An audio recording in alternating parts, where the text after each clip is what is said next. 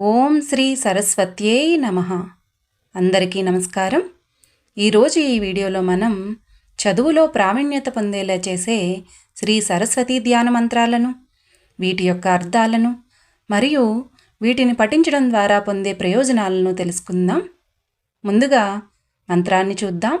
పుస్తకేతు యతో దేవి క్రీడతే పరమార్థతః తతస్తత్ర ప్రకుర్వీత ధ్యానమావాహనాదికం ధ్యానమేవం ప్రకురీత్వా సాధనో విజితేంద్రియః ప్రణవాసనమారుడాం తదర్థత్వేన నిశ్చితాం. మరొక్కసారి విందాం. పుస్తకేతు యతో దేవి క్రీడతే పరమార్థతః తతస్తత్ర ప్రకుర్వీత ధ్యానమావాహనాదికం ధ్యానమేవం ప్రకురీత్వా సాధనో విజితేంద్రియః ప్రణవాసనమారుడాం తదర్థత్వేన నిశ్చితాం. అనగా పుస్తకంలో పరమార్థ స్వరూపిణిగా ఉన్న దేవిని ఆవాహన మరియు ధ్యానం చేసి కార్యజయం కోరుకునే ఇంద్రియాలను జయించిన సాధకుడు ఓంకార రూపంలో ఉన్న సరస్వతీదేవిని ప్రణవస్వరూపిణిగా నిశ్చయించుకొని ధ్యానించవలెను.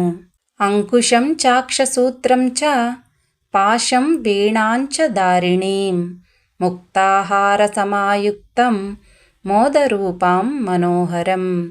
మరొక్కసారి విందాం.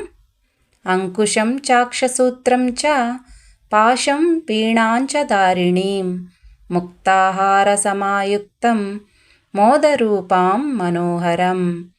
అనగా అంకుశం, అక్షమాల, పాశం, వీణ చేతులలో ధరించి ముత్యాల హారాలతో అలంకరింపబడిన ఆనంద స్వరూపిణి మనోహరమైన సరస్వతీదేవికి నమస్కరిస్తున్నాను.